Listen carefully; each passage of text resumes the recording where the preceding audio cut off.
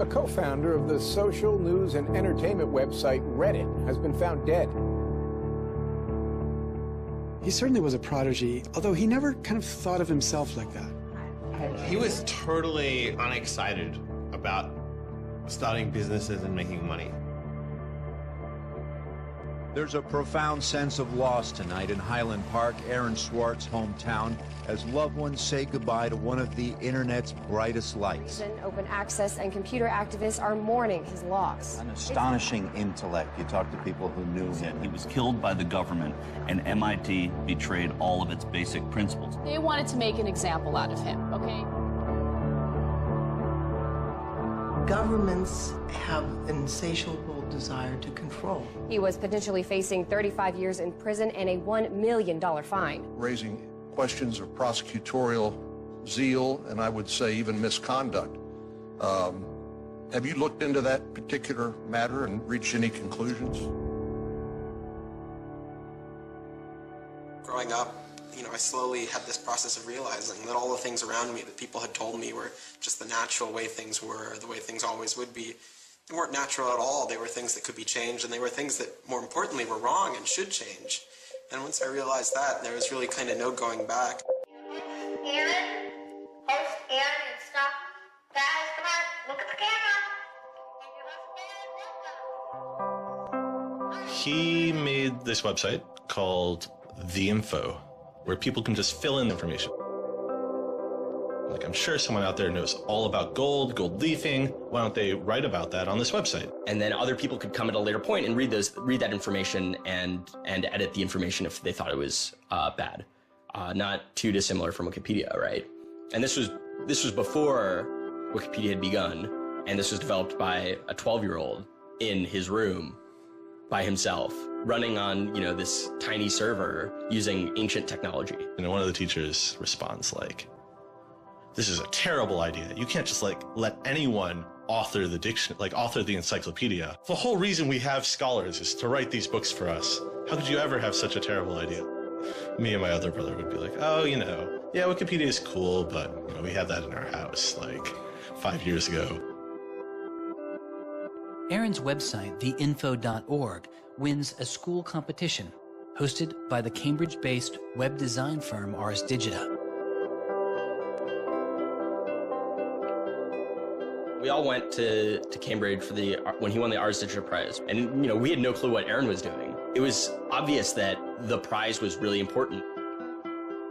Aaron soon became involved with online programming communities, then in the process of shaping a new tool for the web. He comes up to me, it's like, "Ben, there's this really awesome thing that I'm working on. You need to hear about it." I'm like, "Yeah, what is it?" He says, "It's this thing called RSS. And he explains to me what RSS is. I'm like, why is that useful, Aaron? Is any site using it? Why would I want to use it? There was this mailing list for people who were working on RSS and XML more generally. And there was a person on it named Aaron Swartz who was combative but very smart and who had lots of good ideas. And he didn't ever come to the face-to-face meetings. And they said, when are you going to come out to one of these face-to-face meetings? And he said, I don't think my mom would let me. I'm 14, I just turned 14. And so their first reaction was, well, this colleague we've been working with all year was 13 years old while we were working with him, and he's only 14 now. And their second reaction was, Christ, we really want to meet him. That's extraordinary. He was part of the committee that drafted RSS. What he was doing was to help build the plumbing for modern hypertext. And the piece that he was working on, RSS, was a tool that you can use to get summaries of things that are going on in other web pages. Most commonly, you would use this for a blog. You might have 10 or 20 people's blogs you want to read. You use their RSS feeds, these summaries of what's going on those other pages, to create a unified list of all the stuff that's going on. Aaron was really young, but he understood the technology, and he saw that it was imperfect and looked for ways to help make it better.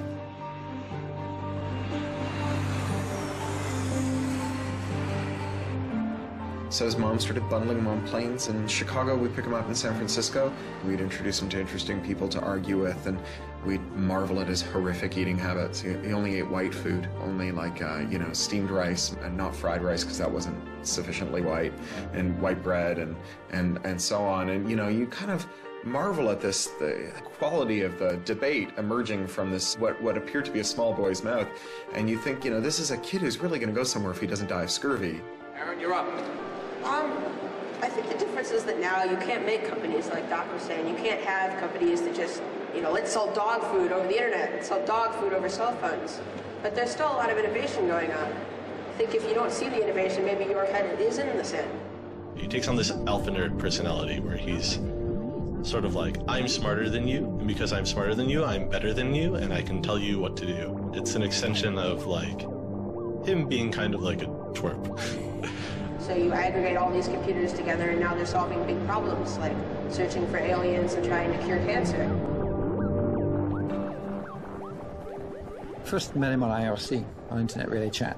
He didn't just write code, he also sort of got people excited about solving problems. He was a connector. The free culture movement has had a lot of his energy.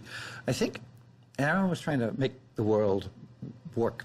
He was trying to fix it. He had a very kind of strong personality that definitely ruffled feathers at times. It wasn't necessarily the case that he was always comfortable in the world and the world wasn't always comfortable with him. Aaron got into high school and was really just sick of school. He didn't like it.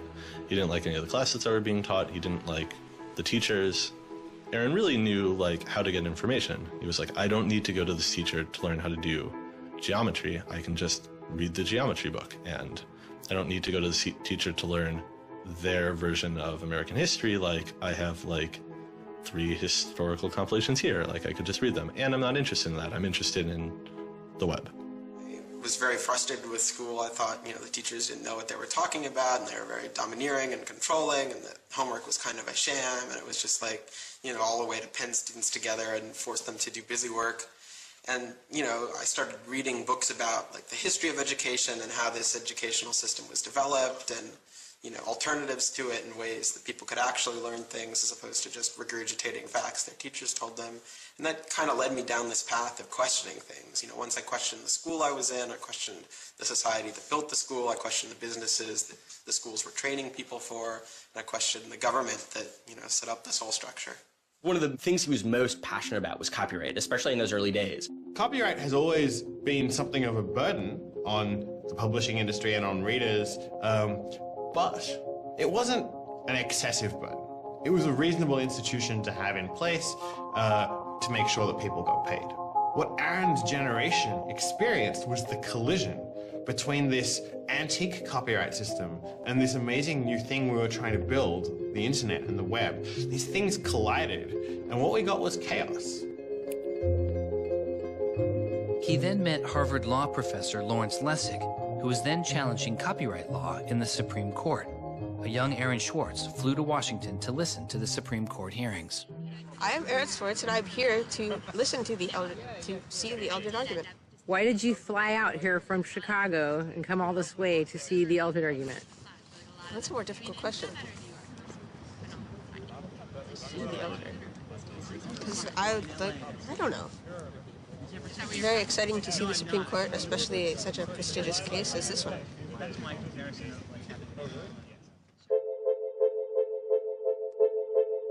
Lessig was also moving forward with a new way to define copyright on the internet. It was called Creative Commons. So the simple idea of Creative Commons is to give people, creators, a simple way to mark their creativity with the freedoms they intended to carry. So if copyright is all about all rights reserved, then this is a kind of some rights reserved model. It's I want a simple way to say to you, here's what you can do with my work, even if there are other things which you need to get my permission before you could do. And Aaron's role was the computer part. How do you architect the licenses so they would be simple and understandable and expressed in a way that machines could process it? And people are like, why do you have this, 15-year-old kid writing the specifications for the Creative Commons? Don't you think that's a huge mistake? And Larry's like, the biggest mistake we would have is not listening to this kid.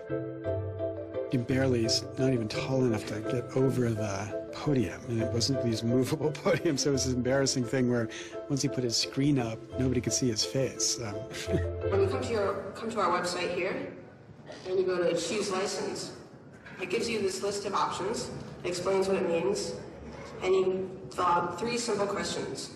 Do you want to require attribution? Do you want to allow commercial uses of your work? Do you want to allow modifications of your work? I was floored, just completely flabbergasted that these adults regarded him as an adult. And Aaron stood up there in front of a whole audience full of people and just started talking about the platform that he'd created for Creative Commons. And they were all listening to him. I was sitting at the back thinking, he's just a kid. Why are they listening to him? But they did. Well, I don't think I comprehended it fully. Though critics have said it does little to ensure artists get paid for their work, the success of Creative Commons has been enormous. Currently on the website Flickr alone, over 200 million people use some form of Creative Commons license. He contributed through his technical abilities, and yet it was not simply a technical matter to him. Aaron often wrote candidly in his personal blog. I think deeply about things, and I want others to do likewise. I work for ideas and learn from people. I don't like excluding people. I'm a perfectionist, but I won't let that get in the way of publication. Except for education and entertainment, I'm not going to waste my time on things that won't have an impact. I try to be friends with everyone, but I hate it when you don't take me seriously. I don't hold grudges. It's not productive, but I learn from my experience. I want to make the world a better place.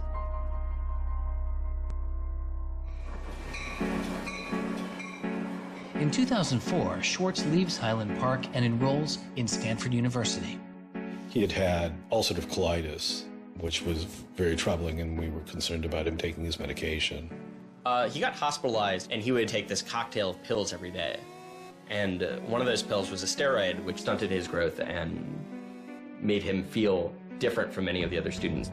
Aaron, I think, shows up at Stanford ready to do scholarship and finds himself in effectively a babysitting program for overachieving high schoolers who, in 4 years, are meant to become, captains of industry and one percenters. And I think it just made him bananas. In 2005, after only 1 year of college, Swartz was offered a spot at a new startup incubation firm called Y Combinator, led by Paul Graham. And he's like, hey, I have this idea for a website. And Paul Graham likes him enough and says, yeah, sure. So Aaron drops out of school, moves to this apartment. So this used to be Aaron's apartment when he moved here. I have vague memories of my father telling me how difficult it was to get a lease because Aaron had no credit and he dropped out of college. Aaron lived in what's now the living room, and some of the posters are left over from when Aaron lived here. And then the library. There are more books, but a lot of them are Aaron's.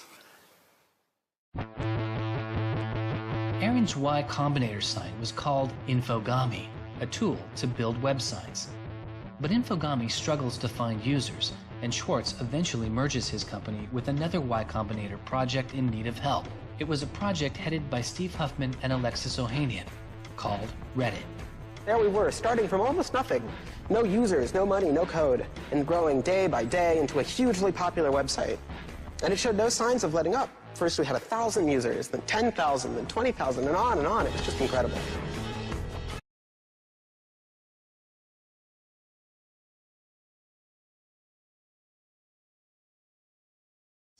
And there's just people who flock to the site and make that site the main site they go to every morning to get their news.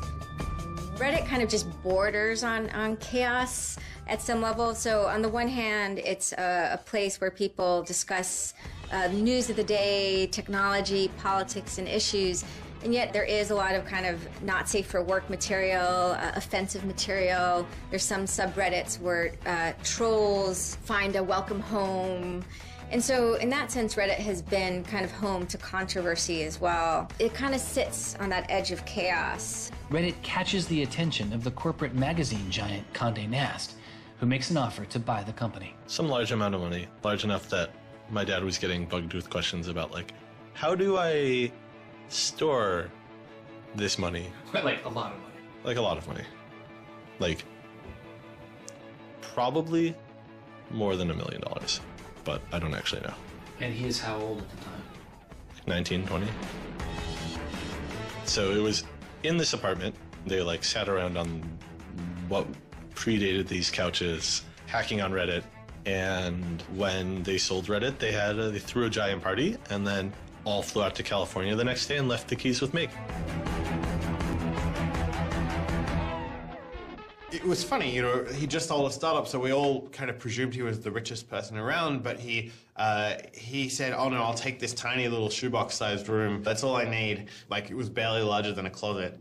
The idea of him spending his money on fancy objects just seems so implausible. He explains it's like, I like living in apartments, so I'm not going to spend a lot of money on a new place to live. I'm not going to buy a mansion. And I like wearing jeans and a t-shirt, so I'm not going to spend any more money on clothes. So, like, it's, you know, really no big deal. What is a big deal to Swartz is how traffic flows on the internet and what commands our attention. In the old system of broadcasting, you were fundamentally limited by the amount of space in the airwaves. You know, you could only send out 10 channels over the airwaves of television, right? Or even with cable, you had 500 channels. On the internet, everybody can have a channel. Everyone can get a blog or a MySpace page. Everyone has a way of expressing themselves. And so what you see now is not a question of who gets access to the airwaves. It's a question of who gets control over the ways you find people. You know, you start seeing power centralizing in sites like Google, these sort of gatekeepers that tell you where on the internet you want to go, the people who provide you your sources of news and information. So it's not, you know, only certain people have a license to speak. Now everyone has a license to speak. It's a question of who gets heard. After he started working in San Francisco at Condé Nast, he comes into the office and they want to give him a computer with all this crap installed on it and say that he can't install any new things on his computer, which to developers is outrageous, right? From the first day, he was complaining about all this stuff. Gray walls, gray desks, gray noise. The first day I showed up here, I simply couldn't take it. By lunchtime, I had literally locked myself in a bathroom stall and started crying. I can't imagine staying sane with someone buzzing in my ear all day, let alone getting any actual work done.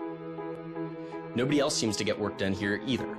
Everybody's always coming into our room to hang out and chat or invite us to play the new video game system that Wired is testing. He really had different aspirations that were politically oriented. And Silicon Valley just doesn't really quite have that culture that orients technical activity for the purposes of political goals. Aaron hated working for a corporation. They all hate working for Condé Nast, but Aaron is like the only one who's not going to take it. And Aaron basically gets himself fired by not showing up to work ever. It was said to be a messy breakup. Both Alexis Ohanian and Steve Huffman declined to be interviewed for this film. He rejected the business world. One of the really important things to remember about that choice when Aaron decided to kind of leave startup culture is that he was also leaving behind the things that had made him, you know, famous and well-loved, and, you know, he was at risk of letting down fans. He got to where he was supposed to be going and had the self-awareness and the orneriness to realize that he had climbed the mountain of shit to pluck the single rose and discovered that he'd lost his sense of smell. And rather than sit there and insist that it wasn't as bad as it seemed, and he did get the rose in any event, he climbed back down again, which is pretty cool. The way Aaron always saw it is that programming is magic, right? You can accomplish these things that normal humans can't by being able to program. So if you had magical powers, would you use them for good or to make you mountains of cash? Swartz was inspired by one of the visionaries he had met as a child, the man who had invented the World Wide Web, Tim Berners-Lee. In the 1990s, Berners-Lee was arguably sitting on one of the most lucrative inventions of the 20th century. But instead of profiting from the invention of the World Wide Web, he gave it away for free. It is the only reason the World Wide Web exists today. Aaron is certainly deeply influenced by Tim. Tim is certainly a very prominent early internet genius who doesn't in any sense cash out. He's not at all interested in how he's going to figure out how to make $1 billion. People would have seen, there's money to be made there. So there would have been lots of little webs instead of one big one. And one little web and lots of little webs doesn't work because you can't follow links from one to the other. You had to have the critical mass for this thing was the entire planet. So it's not going to work unless the whole planet can get on board.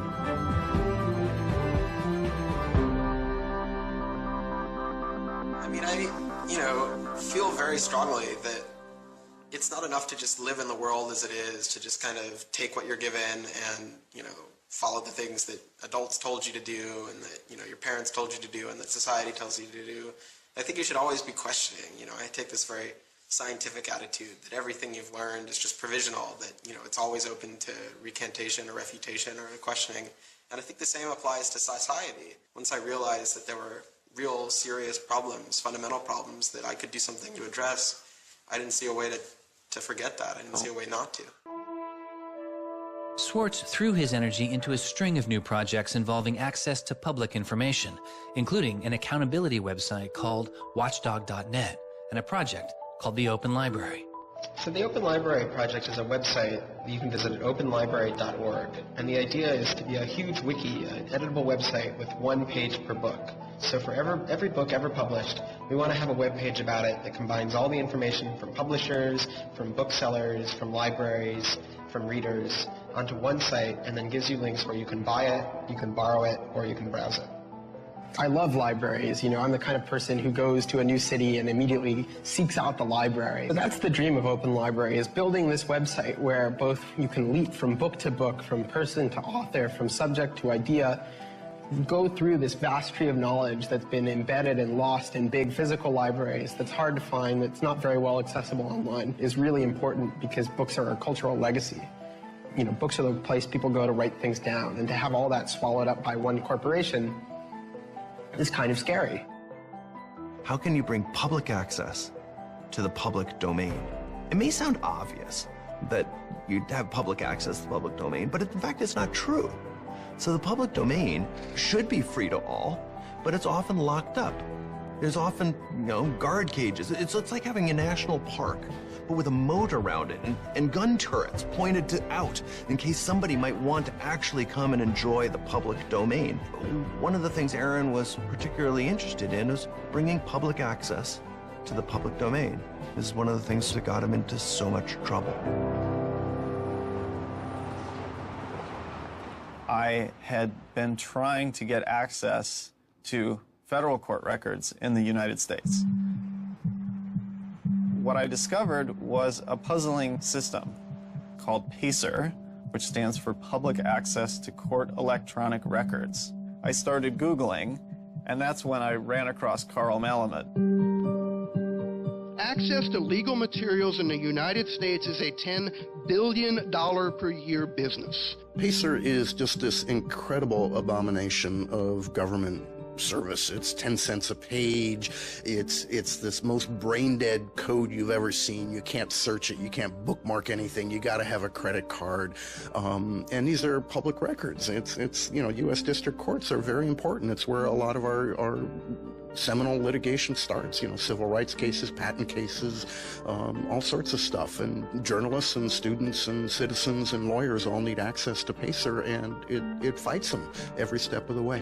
People without means can't see the law as readily as people that have that gold American Express card. It's a poll tax on access to justice. The law is the operating system of our democracy, and you have to pay to see it. That's not much of a democracy. They make about $120 million a year on the PACER system, and it doesn't cost anything near that, according to their own records. In fact, it's illegal. The E-Government Act of 2002 states that the courts may charge only to the extent necessary in order to reimburse the costs of running PACER.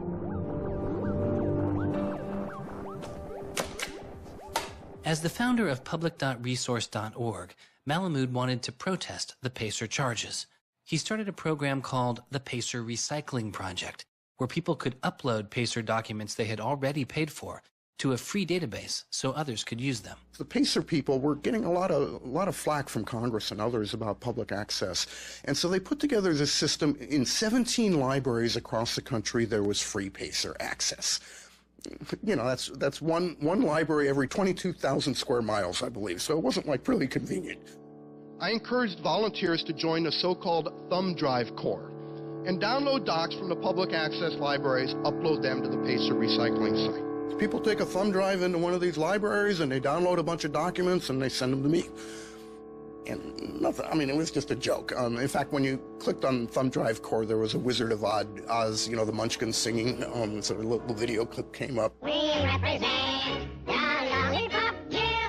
But of course, I get this phone call from Steve Swartz and Aaron saying, gee, we'd like to join the Thumb Drive Core.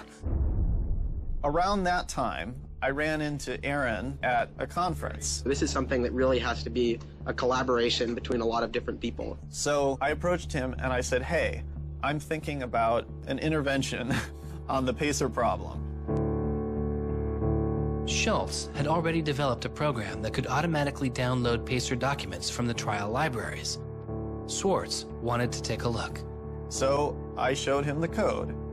And I didn't know what would come next, but as it turns out, over the course of the next few hours at that conference, he was off sitting in a corner, improving my code, recruiting a friend of his that lived near one of these libraries to go into the library and to begin to test his improved code, at which point the folks at the courts realized something's not going quite according to plan.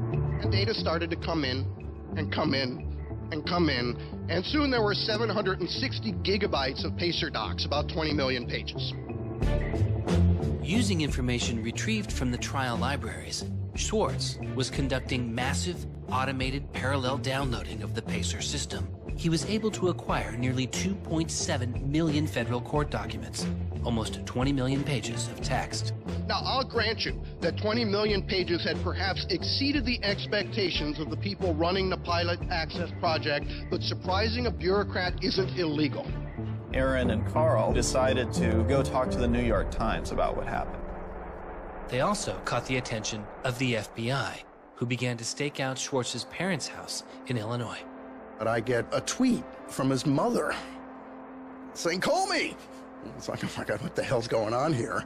And so I finally got a hold of Aaron, and you know, Aaron's mother was like, oh my God, FBI, FBI, FBI. An FBI agent drives down our home's driveway trying to see if Aaron is like in his room. And I remember being home that day and wondering why this car was driving down our driveway and just driving back out. I was like, that's weird. Like 5 years later, I read this FBI file and I'm like, oh my goodness. That was the FBI agent in my driveway. He was terrified. He was totally terrified. He was way more terrified after the FBI actually called him up on the phone and tried to sucker him into coming down to a coffee shop without a lawyer. He said he went home and laid down on the bed and you know, was shaking. The downloading also uncovered massive privacy violations in the court documents. Ultimately, the courts were forced to change their policies as a result. And the FBI closed their investigation without bringing charges. To this day, I find it remarkable that anybody, even at the most remote podunk field office of the FBI, thought that a fitting use for taxpayer dollars was investigating people for criminal theft on the grounds that they had made the law public. How can you call yourself a lawman and think that there can possibly be anything wrong in this whole world with making the law public? Aaron was willing to put himself at risk for the causes that he believed in. Bothered by wealth disparity, Swartz moves beyond technology and into a broader range of political causes. I went into Congress and I invited him to come and hang out and intern for us for a while so that he could learn, the political process. He was sort of learning about a new community, a new set of skills, and kind of learning to hack politics. It seems ridiculous that miners should have to hammer away until their whole bodies are dripping with sweat, faced with the knowledge that if they dare to stop, they won't be able to put food on the table that night, while I get to make larger and larger amounts of money each day just by sitting and watching TV. But apparently the world is ridiculous. So I co-founded a group called the Progressive Change Campaign Committee, and what we try and do is we try and organize people over the internet who care about progressive politics and moving the country in a more progressive direction to kind of come together, join our email list, join our campaigns, and help get progressive candidates elected all across the country. The group is responsible for igniting the grassroots effort behind the campaign to elect Elizabeth Warren to the Senate. He might have thought it was a dumb system, but he came in and he said, I need to learn this system because it can be manipulated like any social system. But his passion for knowledge in libraries didn't take a back seat. Aaron began to take a closer look at institutions that publish academic journal articles. By virtue of being students at a major U.S. university, I assume that you have access to a wide variety of scholarly journals. Pretty much every major university in the United States pays these sort of licensing fees to organizations like JSTOR and Thomson and ISI to get access to scholarly journals that the rest of the world can't read. These scholarly journals and articles are essentially the entire wealth of human knowledge online, and many have been paid for with taxpayer money or with government grants. But to read them, you often have to pay again, handing over steep fees to publishers like Reed Elsevier. These licensing fees are so substantial that people who are studying in India instead of studying in the United States don't have this kind of access. They're locked out from all of these journals. They're locked out from our entire scientific legacy. I mean, a lot of these journal articles, they go back to the Enlightenment. Every time someone has written down a scientific paper, it's been scanned and digitized and put in these collections. That is a legacy that has been brought to us by the history of people doing interesting work, the history of scientists. It's a legacy that should belong to us as a commons, as a people, but instead it's been locked up and put online by a handful of for-profit corporations who then try and get the maximum profit they can out of it. So a researcher paid by the university or the people publishes a paper, and in the very, very last step of that process, after all the work is done, after all the original research is done, the thinking, the lab work, the analysis, after everything is done at that last stage, then the researcher has to hand over his or her copyright to this multi-billion-dollar company. And it's sick. It's an entire economy built on volunteer labor. And then the publishers sit at the very top and scrape off the cream. Talk about a scam. One publisher in Britain made a profit of $3 billion last year. I mean, what a racket. JSTOR is just a very, very small player in that story, but for some reason, JSTOR is the player that Aaron decided to confront. He'd gone to some conference around open access and open publishing, and I don't know who the person from JSTOR was, but I think at some point Aaron asked the question, like, how much would it cost to open up JSTOR in perpetuity? And they gave some, I think it was $200 million, something that Aaron thought was totally ridiculous. Working on a fellowship at Harvard, he knew users on MIT's famously open and fast network Nextdoor had authorized access to the riches of JSTOR. Swartz saw an opportunity. You have a key to those gates. And with a little bit of shell script magic, you can get those journal articles. On September 24th, 2010, Swartz registered a newly purchased Acer laptop on the MIT network under the name Gary Host. The client name was registered as Ghost Laptop. He doesn't hack JSTOR in the traditional sense of hacking. The JSTOR database was organized, so it was completely trivial to figure out how you could download all the articles in JSTOR because it was basically numbered. It was basically, / number article 444,024. Then 25, then 26. He wrote a Python script called keepgrabbing.py, which was like keep grabbing one article after another. The next day, Ghost Laptop begins grabbing articles, but soon the computer's IP address is blocked. For Swartz, it's barely a bump in the road. He quickly reassigns his computer's IP address and keeps downloading. Well, JSTOR and MIT take a number of steps to try to interfere with this when they notice that this is happening. And when the more modest steps don't work, then at a certain stage, JSTOR just cuts off MIT from having access to the JSTOR database. So this kind of cat and mouse game around getting access to the JSTOR database. Aaron ultimately, obviously, is the cat because he has more technical capability than the JSTOR database people do in defending them. Eventually, there was an unlocked supply closet in the basement of one of the buildings. And he went, instead of going through Wi-Fi, he went down there and he just plugged his computer directly into the network and just left it there with an external hard drive downloading these articles to the computer. Unknown to Swartz, his laptop and hard drive had been found by authorities. They didn't stop the downloads. Instead, they installed a surveillance camera. They found the computer in this room in the basement of an MIT building. They could have unplugged it. They could have waited for the guy to come back and said, dude, what are you doing? You know, cut it out. Who are you? And they could have done all that kind of stuff, but they didn't. What they wanted to do was film it to gather evidence to make a case. That's the only reason you film something like that.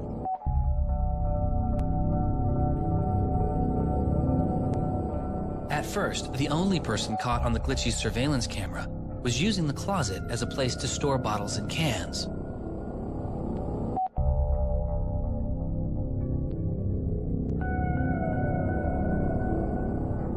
But days later, it caught Swartz.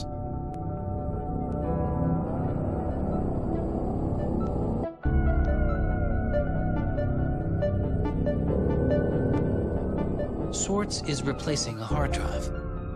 He takes it out of his backpack, leans out of frame for about 5 minutes, and then leaves.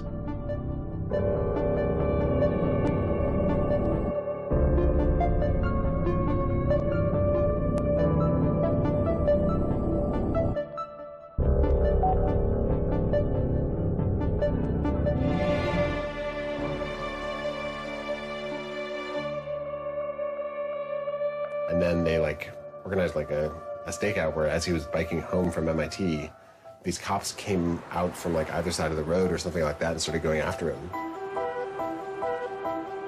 He describes that he was pressed down and assaulted by the police.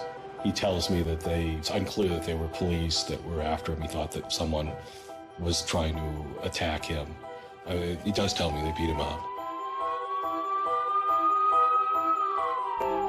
I was just devastated. The notion of any kind of criminal prosecution of anyone in our family or anything was so foreign and incomprehensible, I didn't know what to do. Well, they execute search warrants at Aaron's house, his apartment in Cambridge, and his office at Harvard. 2 days before the arrest, the investigation had gone beyond JSTOR and the local Cambridge police. It had been taken over by the United States Secret Service. The Secret Service began investigating computer and credit card fraud in 1984, but 6 weeks after the attack on 9/11, their role expanded. President Bush used the Patriot Act to establish a network of what they called electronic crimes task forces. The bill before me takes account of the new realities and dangers posed by modern terrorists. According to the Secret Service, they are primarily engaged in activity with economic impact, organized criminal groups, or use of schemes involving new technology. The Secret Service turned Swartz's case over to the Boston U.S. Attorney's Office. There was a guy in the U.S. Attorney's Office who had the title head of the Computer Crimes Division or Task Force. I don't know what else he had going, but you're certainly not much of a computer crimes prosecutor without a computer crime to prosecute. So he jumped on it, kept it for himself, didn't assign it to someone else within the office or the unit, and that's Steve Hyman. Prosecutor Stephen Hyman has been largely out of public view since the arrest of Aaron Swartz, but he can be seen here in an episode of the television show American Greed, filmed around the time of Aaron's arrest. He is describing his previous case against the notorious hacker Alberto Gonzalez, a case that garnered Hyman enormous press attention and accolades. Gonzalez masterminded the theft of over 100 million credit card and ATM numbers, the largest such fraud in history. Here, Hyman, describing Gonzalez, gives his view on the hacker mindset. These guys are driven by a lot of the same things that we're driven by. They have an ego, they like challenge, and of course they like money and everything you can get from money. One of the suspects implicated in the Gonzalez case was a young hacker named Jonathan James. Believing Gonzalez's crimes would be pinned on him, James committed suicide during the investigation. In an early press release describing the government's position in the case of Aaron Swartz, Hyman's boss, U.S. Attorney for the District of Massachusetts Carmen Ortiz, said this: "Stealing is stealing, whether you use a computer command or a crowbar, and whether you take documents, data, or dollars." It's not true. It's obviously not true. I'm not saying it's harmless, and I'm not saying that we shouldn't criminalize stealing of information, but you've got to be much more subtle in trying to figure out exactly which kinds of harms are harmful here. So the thing about a crowbar is every time I break into a place with a crowbar, I do damage. There's no doubt about it. But when Aaron writes a script that says download, download, download 100 times in a second, there's no obvious damage to anybody. If he does that for the purpose of gathering an archive to do academic research on it, there is never any damage to anybody. He wasn't stealing, he wasn't selling what he got or giving it away. He was making a point, as far as I could tell. The arrest took its toll on Swartz. He just wouldn't talk about it. And he's like very stressed. If you thought like the FBI was like going to come to your doorstep any day, anytime you went down the hall, even to do your laundry, and they would break into your apartment because you left the door unlocked, like, I'd be pretty stressed. And it was clear. And so Aaron was always sort of like in like a dour mood.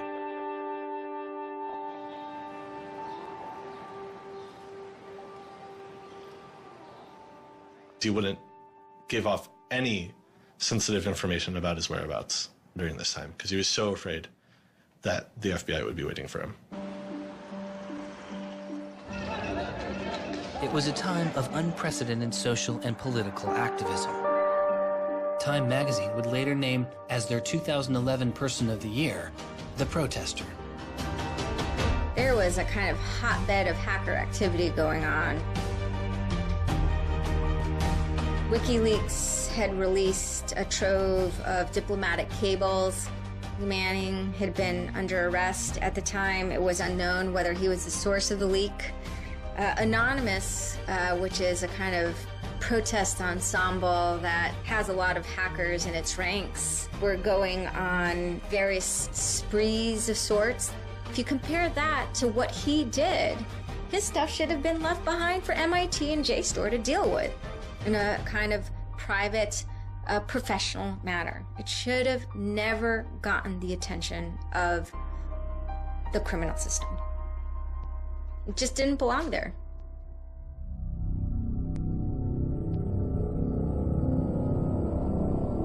Before he was indicted, Swartz was offered a plea deal that involved 3 months in prison, time in a halfway house, and a year of home detention, all without the use of a computer. It was on the condition that Swartz plead guilty to a felony.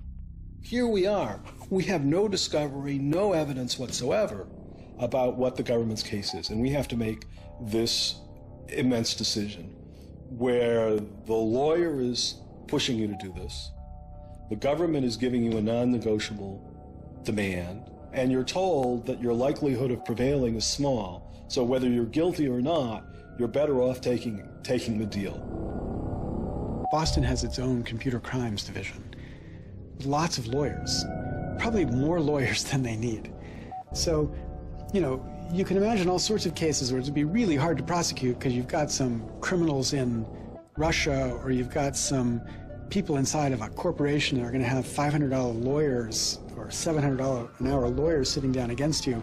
And then you've got this case with this kid, which is pretty easy to prove that he did something, and he's already marked himself as a troublemaker with the FBI, so why not go as tough as you can in here against that guy? It's good for you, the prosecutor. It's good for the Republic because you're fighting all those terrorist types. I was so scared. I was so scared of having my computer seized. I was so scared of going to jail because of my computer being seized. I had confidential material from sources from my previous work on my laptop. And that is above all my priority, is to keep my sources safe. I was so scared of what was going to happen to Ada. Aaron told me that they'd offered him a deal, and he finally just said that he would take it if I told him to. And I came real close to saying take it. He had developed like serious political aspirations in the intervening time between when, that moment when he ended that entrepreneurial startup life and begun this new life that had come to this political activism. And he just didn't believe that he could continue in his life with a felony. He said to me one day, we were walking by the White House, and he said to me, they don't let felons work there.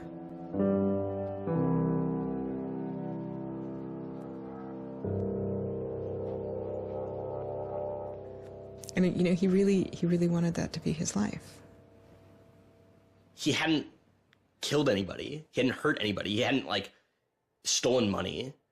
He hadn't done anything that seemed felony worthy, right? And there is this idea that there's no reason that he should be labeled a felon and taken away his right to vote in many states for doing what he did. That's just outrageous. It makes sense for him to be, maybe fined a bunch of money or, asked not to come back to MIT again. But to be a felon, to face jail time. Swartz turned down the plea deal. Hyman redoubled his efforts. Hyman continued to press us at all levels. Even with the physical evidence seized from Aaron's Acer computer, hard drive, and USB drive, the prosecutors needed evidence of his motives. Why was Aaron Swartz downloading articles from JSTOR, and just what did he plan to do with them?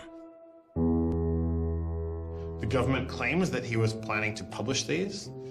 We don't really know whether that was his real intention, because Aaron also had a history of doing projects where he'd analyze giant data sets of articles in order to learn interesting things about them. The best evidence for that was that when he was at Stanford, he also downloaded the whole Westlaw legal database. In a project with Stanford law students, Swartz had downloaded the Westlaw legal database. He uncovered troubling connections between funders of legal research and favorable results. He did this amazing analysis of for-profit companies giving money to law professors who wrote law review articles which were then beneficial to Exxon during an oil spill, right? So it was a very corrupt system of funding, vanity research. Swartz had never released the Westlaw documents. In theory, he could have been doing the same thing about the JSTOR database. That would have been completely okay. If he were, on the other hand, intending to create a competitive service to JSTOR, we're going to set up our own, access to the Harvard Law Review and charge, money for it, then, okay, now it seems like criminal violation because you're commercially trying to exploit this material, but it's kind of crazy to imagine that's what he was doing. So, but then there's the middle case. Well, what if he was just trying to liberate it for all of the developing world? But depending on what he was doing, it creates a very different character to how the law should be thinking about it. The government was prosecuting him as if this was like a commercial criminal violation, like stealing a whole bunch of credit card records. It was that kind of crime. I don't know what he was going to do with that database, but I heard from a friend of his that Aaron had told him he was going to analyze the data for evidence of corporate funding of climate change research that led to biased results. And I totally believe that. I was just told that Steve wanted to talk to me. And I thought, maybe this is a way I could get out of this. Just exit the situation. And I didn't want to live in fear of having my computer seized. I didn't want to live in fear of having to go to jail on a contempt of court charge if they tried to compel me to decrypt my computer. When they came to me and said, Steve wants to talk to you, that seemed reasonable. They offered Norton what is known as a Queen for a Day letter, or a proffer. It allowed prosecutors to ask questions about Aaron's case. Norton would be given immunity from prosecution herself for any information she revealed during the meeting. I didn't like it. I told my lawyers repeatedly that this seemed fishy. I didn't like this. I didn't want immunity. I didn't need immunity. I hadn't done anything. But they were really, really stringent that they did not want me meeting the prosecutor without immunity. But just to be clear, this is a Queen for a Day deal, a proffer. Right, a proffer letter. In which you basically handed information over to them in exchange for protection from prosecution. So it wasn't handing information over. It was, at least that's not how I saw it. It was just having a discussion, having an interview with them. Well, they're asking you questions. They're asking me questions. They can ask about whatever they want. Right. And whatever they learn, I really, right, and I repeatedly tried to go in naked. I repeatedly tried to turn down the proffer letter. I was ill. I was being pressured by my lawyers. I was confused. I was not doing well by this point. I was depressed and I was scared and I didn't understand the situation I was in. I had no idea why I was in this situation. I hadn't done anything interesting, much less wrong. We went out of our minds. Aaron was clearly very distraught about it. We were very distraught about it. Aaron's attorneys were very distraught about it. We tried to get Quinn to change attorneys. I was very unused to being in a room with large men, well-armed, that are continually telling me I'm lying and that I must have done something. I told them that this thing that they were prosecuting wasn't a crime. I told them that they were on the wrong side of history. I used that phrase. I said, you're on the wrong side of history. And they looked bored. They didn't even look angry. They just looked bored. And it began to occur to me that we weren't having the same conversation. I mean, I told them plenty of things about, why people would download journal articles. And eventually, I don't remember what was around it. I mentioned that he'd done this blog post, the Guerrilla Open Access Manifesto. This is the Guerrilla Open Access Manifesto, supposedly written in July 2008 in Italy. Information is power, but like all power, there are those who want to keep it for themselves. The world's entire scientific and cultural heritage, published over centuries in books and journals, is increasingly being digitized and locked up by a handful of private corporations. Meanwhile, those who have been locked out are not standing idly by. You've been sneaking through holes and climbing over fences, liberating the information locked up by the publishers and sharing them with your friends. But all this action goes on in the dark, hidden underground. It's called stealing or piracy, as if sharing a wealth of knowledge were the moral equivalent of plundering a ship and murdering its crew. But sharing isn't immoral, it's a moral imperative. Only those blinded by greed would refuse to let a friend make a copy. There's no justice in following unjust laws. It's time to come into the light and, in the grand tradition of civil disobedience, declare our opposition to this private theft of public culture. The manifesto itself was allegedly written by 4 different people and also edited by Norton. But it was Swartz who had signed his name to it. When it's over, I go immediately to Aaron and tell him everything I can remember about it. And he gets very angry. The things that I'd done shouldn't have added up that way. I hadn't done anything wrong, and everything had gone wrong. But I was never...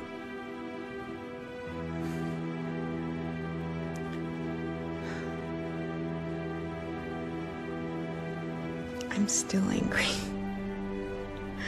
I'm still angry that you can try your best with these people to do the right thing, and they will turn everything against you, and they will hurt you with anything they can. And in that moment, I regret that I said what I did. But my much larger regret is that we have settled for this. That we are okay with this. That we are okay with a justice system that tries to game people into little traps so they can ruin their lives. So yeah, I wish I hadn't said that, but I am much, much angrier that this is where I am. That this is what we as a people think is okay. They used every method that I think they could think of to get her to provide information which would be unhelpful to Aaron and helpful to the prosecution of Aaron. Right. But I don't think she had information that was helpful to the government. Months go by as Swartz's friends and family await a looming indictment. In the meantime, Swartz was becoming a go-to expert on a series of internet issues. To you then, do you think that the internet is something that should be considered a human right and something that the government cannot take away from you? Yes, definitely. I mean, this notion that national security is an excuse to shut down the internet, that's exactly what we heard in Egypt and Syria and all these other countries. And so, yeah, it's true. Sites like WikiLeaks are going to be putting up some embarrassing material about what the U.S. government does, and people are going to be organizing to protest about it and try and change their government. You know, and that's a good thing. That's what all these First Amendment rights of free expression, of freedom of association are all about. And so the notion that we should try and shut those down, I think, just goes against very basic American principles. The principle, I think, is one that our founding fathers would have understood. If the internet had been around back then, instead of putting post offices in the Constitution, they would have put ISPs. Well, it's definitely interesting to see how... Swartz meets activist Terence Steinbrickner Kaufman, and the two begin to date. We need a massive global public outcry. If there's no massive global public outcry, it won't create any change. You know, 4 people in this city should cause a massive global public outcry. You know, we need a petition signer. Without telling her specifics, he warned her he was involved in something he called simply the bad thing. And I had sort of crazy theories, like that he was having an affair with Elizabeth Warren or something. I speculated both Hillary Clinton and Elizabeth Warren, actually. But so sometime in probably late July, Aaron called me, and I happened to pick up, and he said, you know, the bad thing might be in the news tomorrow. Do you want me to tell you, or do you want to read about it in the news? And I said, well, I want you to tell me. And he said, well, I've been arrested for downloading too many academic journal articles, and they want to make an example out of me. And I was like, that's it? That's the big fuss? Really? Like, it just doesn't sound like a very big deal. On July 14th, 2011, federal prosecutors indict Swartz on 4 felony counts. He gets indicted on the same day that, like, 2 people in England who are part of LulzSec get arrested, and, like, a few other real hackers. And Aaron is just, like, someone who kind of looks like a hacker, enough that they can, like, you know, put his head on a stake and, like, put it on the gates. Aaron went to surrender, and they arrested him. They then strip searched him, took away his shoelaces, took away his belt, and left him in solitary confinement. The District of Massachusetts United States Attorney's Office released a statement saying Swartz faces up to 35 years in prison, to be followed by 3 years of supervised release, restitution, forfeiture, and a fine of up to $1 million. He is released on $100,000 bail. The same day, the primary victim in the case, JSTOR, formally drops all charges against Swartz and declines to pursue the case. JSTOR, they weren't our friends, they weren't helpful or friendly to us, but they also were just kind of like, we're not part of this. JSTOR and their parent company, Ithaca, also sidestepped requests to talk with this film. But at the time, they released a statement saying it was the government's decision whether to prosecute, not JSTOR's. And so it's our belief that with that, the case will be over. That we should be able to get Steve Hyman to drop the case or settle it in some rational way. And the government refused. Why? Well, because I think they wanted to make an example out of Aaron. And they said they wanted to, the reason why they wouldn't move on requiring a felony conviction and jail time was that they wanted to use this case as a case of for deterrence. They told us that. They told you that? Yes. This was going to be an example? Yes. He was going to be an example? Yes. Steve Hyman said that. Deterring who? Like, there's other people out there running around logging onto JSTOR and downloading the articles to make a political statement. I mean, who are they deterring? It would be easier to understand the Obama administration's posture of supposedly being for deterrence if this was an administration that, for instance, prosecuted arguably the biggest economic crime that this country has seen in the last 100 years, the crimes that were committed that led to the financial crisis on Wall Street. When you start deploying the non-controversial idea of deterrence only selectively, you stop making a dispassionate analysis of law breaking, and you started deciding to deploy law enforcement resources specifically on the basis of political ideology. And that's not just undemocratic, it's supposed to be un-American. Prosecutor Stephen Hyman later reportedly told MIT's outside counsel that the straw that broke the camel's back was a press release sent out by an organization Swartz founded called Demand Progress. According to the MIT account, Hyman reacted to the short statement of support, calling it a wild internet campaign and a foolish move that moved the case from a human one-on-one level to an institutional level.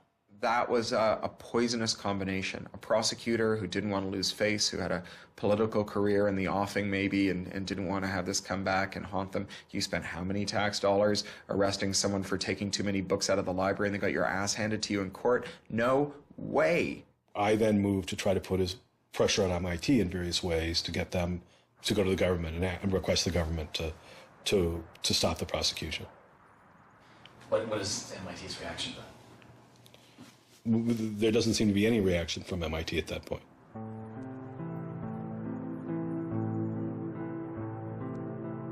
MIT doesn't defend Aaron, which to people inside of the MIT community seems outrageous because MIT is a place that encourages hacking in the biggest sense of the word. At MIT, the idea of going and running around on roofs and tunnels that you weren't allowed to be in was not only a rite of passage, it was part of the MIT tour. And lockpicking was a winter course at MIT.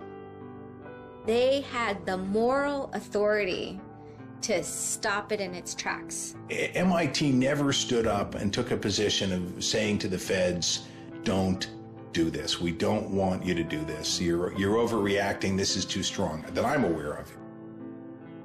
They acted kind of like any corporation would. They helped the government. They didn't help us unless they felt they had to. And they never tried to stop it. MIT declined repeated requests to comment, but they later released a report saying they attempted to maintain a position of neutrality and believed Hyman and the U.S. Attorney's Office did not care what MIT thought or said about the case.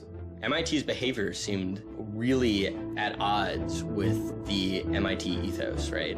You could argue that MIT turned a blind eye and that was okay for them to do. But taking that stance, taking that neutral stance in and of itself was taking a pro-prosecutor stance. If you look at Steve Jobs and Steve Wozniak, they started by selling a blue box, which was a thing designed to defraud the phone company. If you look at Bill Gates and Paul Allen, they initially started their business by using computer time at Harvard, which was pretty clearly against the rules. The difference between Aaron and the people I just mentioned is that Aaron wanted to make the world a better place. He didn't just want to make money. Swartz continues to be outspoken on a variety of internet issues. You know, the reason the internet works is because of the competitive marketplace of ideas. And what we need to be focusing on is getting more information about our government, more accessibility, more discussion, more debate. But instead, it seems like what Congress is focused on is shutting things down. Aaron thought he could change the world just by explaining the world very clearly to people. Flame can literally control your computer and make it spy on you. Welcome, Aaron. Good to have you back on the show here. You know, just like spies used to in olden days put microphones and tap what people were saying, now they're using computers to do the same things. Schwartz's political activity continues, his attention turning to a bill moving through Congress designed to curb online piracy. It was called SOPA. Activists like Peter Eckersley saw it as an enormous overreach, threatening the technical integrity of the internet itself. And one of the first things I did was to call Aaron. I said, can we do a big online campaign against this? This isn't a bill about copyright. It's not? No, he said. It's a bill about the freedom to connect. Now I was listening. And he thought about it for a while and then said yes. And he went and founded Demand Progress. Demand Progress is an online activism organization. We've got around 1.5 million members now, but started in the fall of 2010. Aaron was one of the most prominent people in a community of people who helped lead organizing around social justice issues at the federal level in this country. SOPA was the bill that was intended to curtail online piracy of music and movies, but what it did was basically take a sledgehammer to a problem that needed a scalpel. If passed, the law would allow a company to cut off finances to entire websites without due process, or even to force Google to exclude their links. All they needed was a single claim of copyright infringement. It pitted the titans of traditional media against a new and now far more sophisticated remix culture. It makes everyone who runs a website into a policeman. And if they don't do their job of making sure nobody on their site uses it for anything that's even potentially illegal, the entire site can get shut down without even so much as a trial. This was over the top. I mean, this was a catastrophe. This bill poses a serious threat to speech and civil liberties for all who use the internet. There were only a handful of us who said, look, we're not for piracy either, but it makes no sense to destroy the architecture of the internet, the domain name system, and so much that makes it free and open in the name of fighting piracy. And Aaron got that right away. The freedoms guaranteed in our Constitution, the freedoms our country had been built on, would be suddenly deleted. New technology, instead of bringing us greater freedom, would have snuffed out fundamental rights we'd always taken for granted. And I realized that day, talking to Peter, that I couldn't let that happen.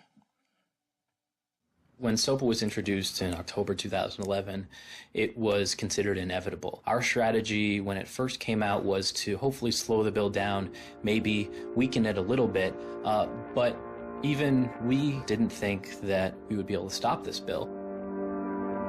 Having worked in Washington, what you learn is that typically in Washington, the legislative fights are fights between different sets of corporate moneyed interests. They're all duking it out to pass legislation. And the fights that are the closest are when you have one set of corporate interests against another set of corporate interests, and they're financially equally matched in terms of campaign contributions and lobbying. Those are the closest ones. The ones that aren't even fights typically are ones where all the money is on one side, all the corporations are on one side, and it's just millions of people on the other side. Haven't seen anything like PIPA and SOPA in all my time in public service. There were more than 40 United States senators on that bill as co-sponsors.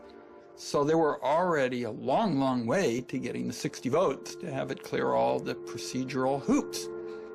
Even I began to doubt myself. It was a rough period. Swartz and Demand Progress were able to marshal enormous support, using traditional outreach combined with commonly used voice-over IP to make it very easy for people to call Congress.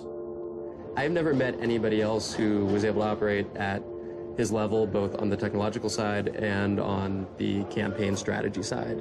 Millions of people contacted Congress and signed anti-SOPA petitions. Congress was caught off guard. There was just something about watching those clueless members of Congress debate the bill, watching them insist they could regulate the internet and a bunch of nerds couldn't possibly stop them. I am not a nerd. I'm just not enough of a nerd. Maybe we ought to ask some nerds what this thing really does. Let's have a hearing, bring in the nerds. Really? Nerds? You know, I think actually the word you're looking for is experts. To enlighten you so your laws don't backfire, break the internet. We use the term geek, but we're allowed to use that because we are geeks. The fact that it got as far as it did without them talking to any technical experts reflects the fact that there is a problem in this town. I'm looking for somebody to come before this body and testify in a hearing and say, this is why they're wrong. There used to be an office that provided science and technology advice, and members could go to them and say, help me understand XYZ. And Gingrich killed it. He said it was a waste of money. Ever since then, Congress has plunged into the dark ages. I don't think anybody really thought that SOPA could be beaten, including Aaron. I think it was worth trying, but it didn't seem winnable. And I remember maybe a few months later, I remember him just turning to me and being like, I think we might win this. And I was like, that would be amazing. Calls to Congress continue. When the domain hosting site GoDaddy becomes a supporter of the bill, tens of thousands of users transferred their domain names in protest. Within a week, a humbled GoDaddy reverses their position on SOPA. When the Congress people that supported the record and movie industries realized that there was this backlash, they kind of scaled the bill back a little bit. You could see the curve happening. You could see that our arguments were starting to resonate. It was like Aaron had been like striking a match and it was being blown out. Striking another one was being blown out. And finally he'd like managed to catch enough kindling that the flame actually caught, and then it turned into this roaring blaze. On January 16th, 2012, the White House issued a statement saying they didn't support the bill. And then this happened.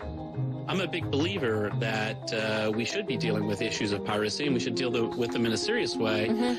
But this bill is not the right bill. When Jimmy Wales put his support towards blacking out Wikipedia, the #5 most popular website in the world. This is a website that's on several percent of all of the clicks on anywhere on the internet. Wikipedia went black, Reddit went black, Craigslist went black, phone lines on Capitol Hill flat out melted. Members of Congress started rushing to issue statements retracting their support for the bill that they were promoting just a couple days ago. Within 24 hours, the number of opponents of SOPA in Congress went from this to this. To see congressmen and senators slowly flip sides throughout the day of the blackout was pretty unbelievable. There was like a 100 representative swing. And that was when, as hard as it was for me to believe, after all this, we had won. The thing that everyone said was impossible, that some of the biggest companies in the world had written off as kind of a pipe dream, had happened. We did it. We won. This is a historic week in internet politics, maybe American politics. The thing that we heard from people in Washington, D.C., from staffers on Capitol Hill was they received more emails and more phone calls on SOPA blackout day than they'd ever received about anything. I think that was an extremely exciting moment. This was the moment when the internet had grown up politically. It was exhilarating because it's hard to believe it actually happened. It's hard to believe a bill with so much financial power behind it didn't simply sail through the Congress. And not only did it not sail through, it didn't pass at all. It's easy sometimes to feel like you're powerless, like when you come out in the streets and you march and you yell and nobody hears you. But I'm here to tell you today, you are powerful. So yeah, maybe sometimes you feel like you're not being listened to, but I'm here to tell you that you are. You are being listened to. You are making a difference. You can stop this bill if you don't stop fighting. Stop PIPA. Stop SOPA. Some of the biggest internet companies, to put it frankly, would benefit from a world in which their little competitors could get censored. We can't let that happen. For him, it was more important to be sure that you made a small change than to play a small part in a big change. But SOPA was like playing a major part in a major change. And so for him, it was kind of this proof of concept, like, okay, what I want to do with my life is change the world. I think about it in this really scientific way of like, I'm measuring my impact. And this shows that it's possible, right? That the thing that I want to do with my life is possible. I have proved that I can do it, that I, Aaron Swartz, can change the world. For a guy who never really thought he had done much, which was Aaron, it was one of the few moments where you could really see that he felt like he had done something good. Feeling like here is his maybe one and only victory lap. Everyone said there was no way we could stop SOPA. We stopped it. This is 3 outrageously good victories, and the year isn't even over yet. I mean, if there's a time to be positive, it's now. He wins at SOPA a year after he's arrested. It's not unambiguously happy moments. There's a lot going on. He's so attuned towards participating in the political process, you can't stop him. The list of organizations Swartz founded or co-founded is enormous. And years before Edward Snowden would expose widespread internet surveillance, Swartz was already concerned. It is shocking to think that the accountability is so lax that they don't even have sort of basic statistics about how big the spying program is. And if the answer is, oh, we're spying on so many people we can't possibly even count them, then that's an awful lot of people, right? It would be one thing if they said, look, you know, we know the number of telephones we're spying on. We don't know exactly how many real people that corresponds to. But they just came back and said, we can't give you a number at all. That's pretty, I mean, it's scary is what it is. Well, that's scary. You know, they put incredible pressure on him, took away his, you know, all of the money he had made. They, you know, threatened to take away his physical freedom. Why'd they do it? You know, I mean, well, why are they going after whistleblowers? You know, why are they going after people who tell the truth about all sorts of things? I mean, from the banks to the, you know, to war, to just sort of government transparency. So secrecy serves those who are already in power. And we are living in an era of secrecy that coincides with an era where the government is doing also a lot of things that are probably illegal and unconstitutional.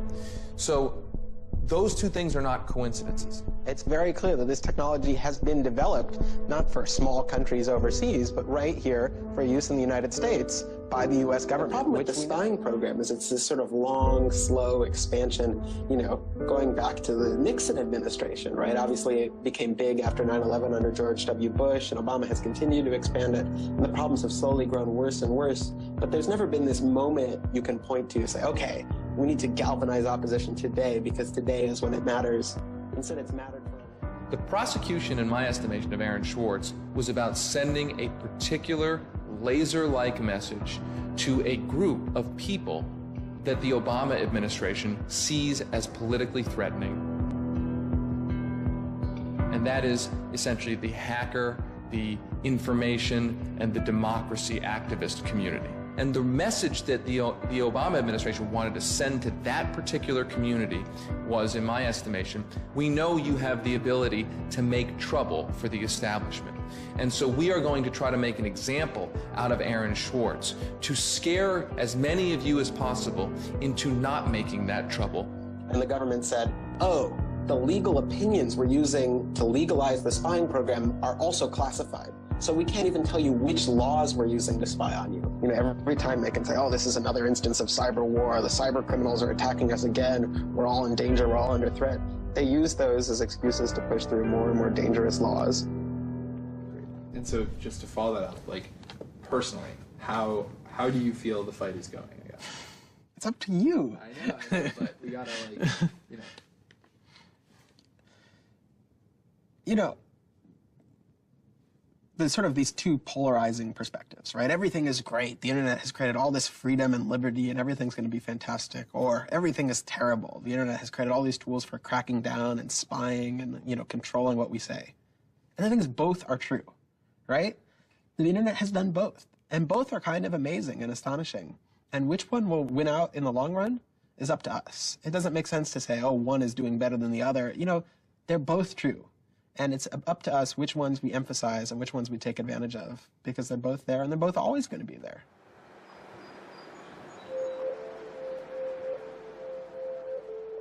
On September 12, 2012, federal prosecutors filed a superseding indictment against Swartz, adding additional counts of wire fraud, unauthorized access to a computer, and computer fraud.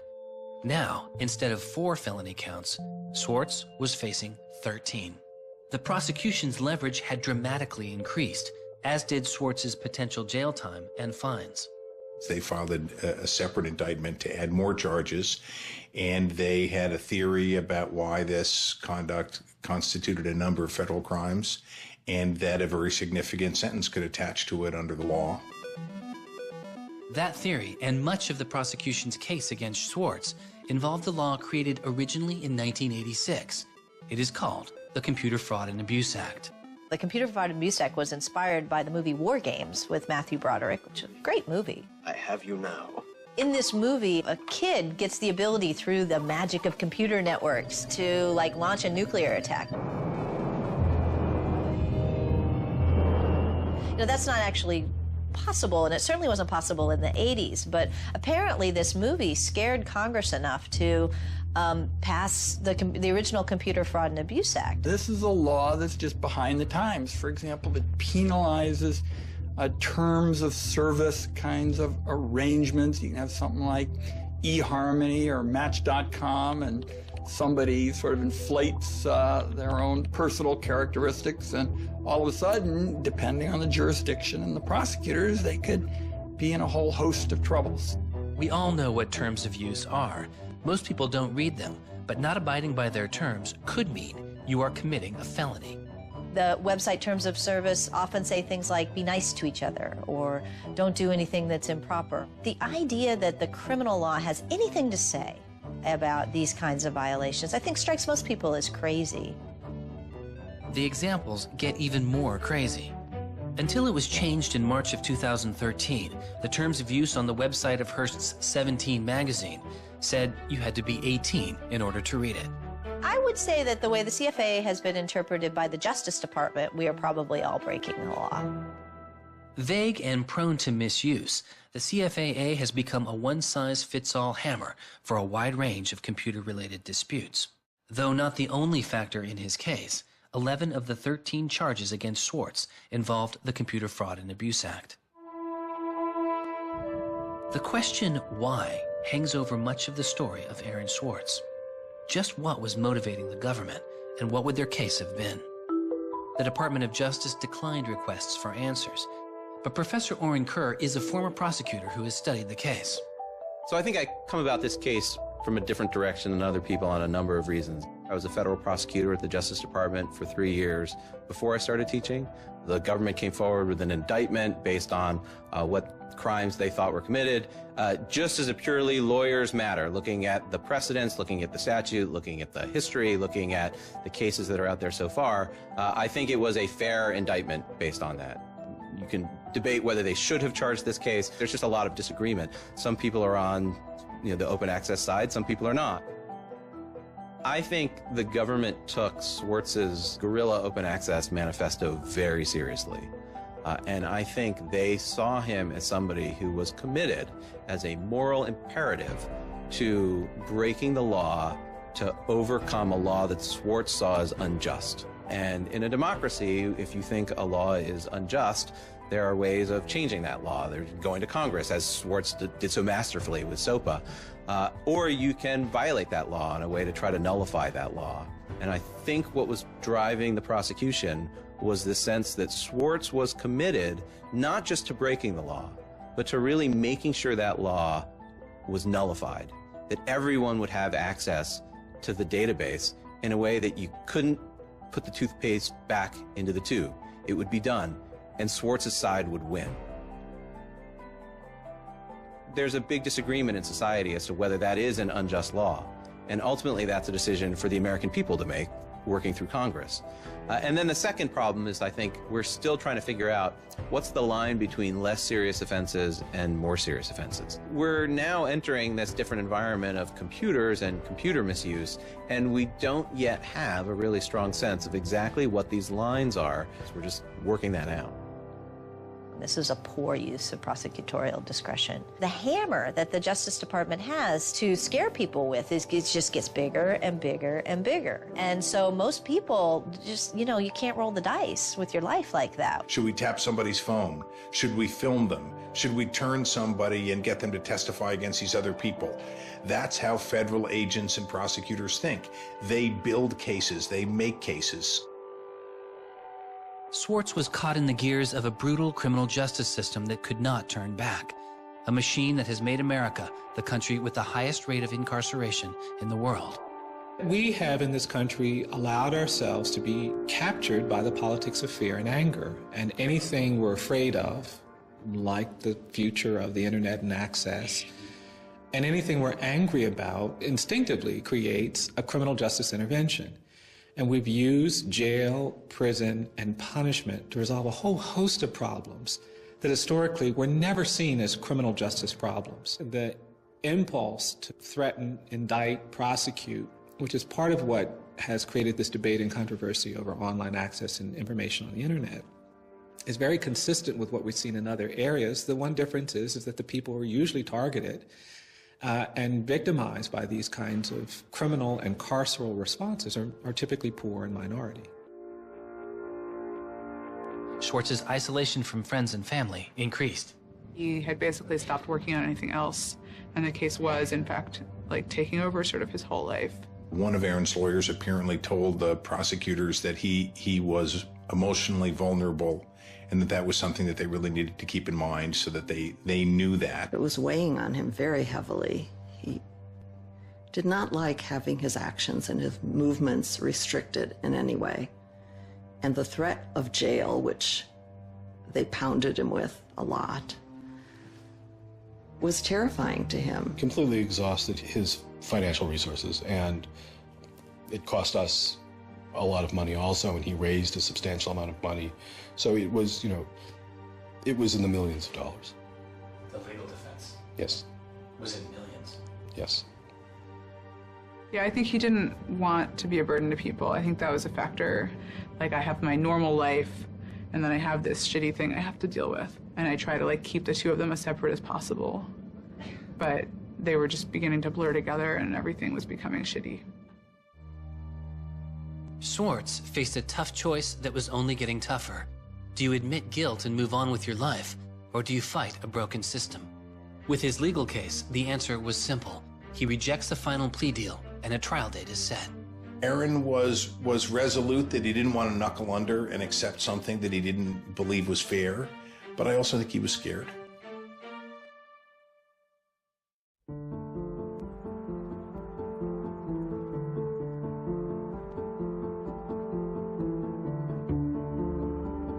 I don't think they would have convicted Aaron. I think we would have walked him out of that courthouse, and I would have given him a big hug, and we would have walked across that little river in Boston and gone and had a couple of beers. I really thought that we were right. I thought that we were going to win the case. I thought that we could win the case. He didn't talk about it very much, but you could see the enormous pain that he was going through.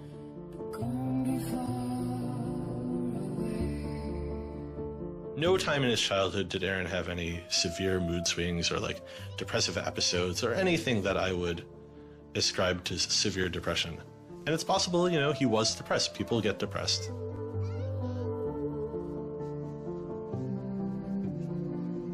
Very early in our relationship, 3 or 4 weeks in or something, I remember him saying to me that I was a lot stronger than he was. He was brittle in a lot of ways. Things were a lot harder for him than for a lot of people. It was part of his brilliance, too. I think he probably had something like clinical depression in his early 20s. I don't think he did when I was with him. He wasn't a joyful person, but that's different from being depressed. He was just under such enormous pressure for 2 years straight. He just didn't want to do it anymore. He was just I just think it was too much.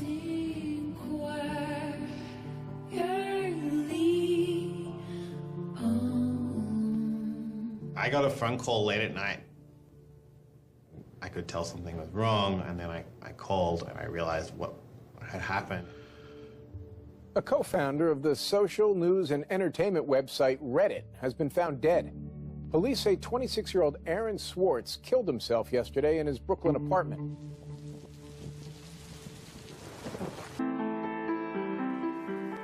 He was the internet's own boy, and the old world killed him.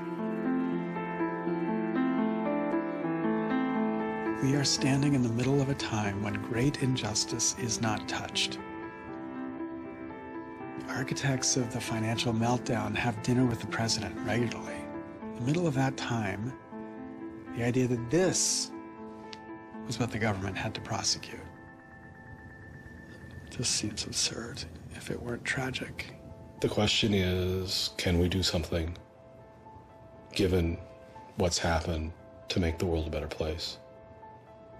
And how can we further that legacy? That's the only question one can ask. All over the world, there were starting to be hackathons, gatherings.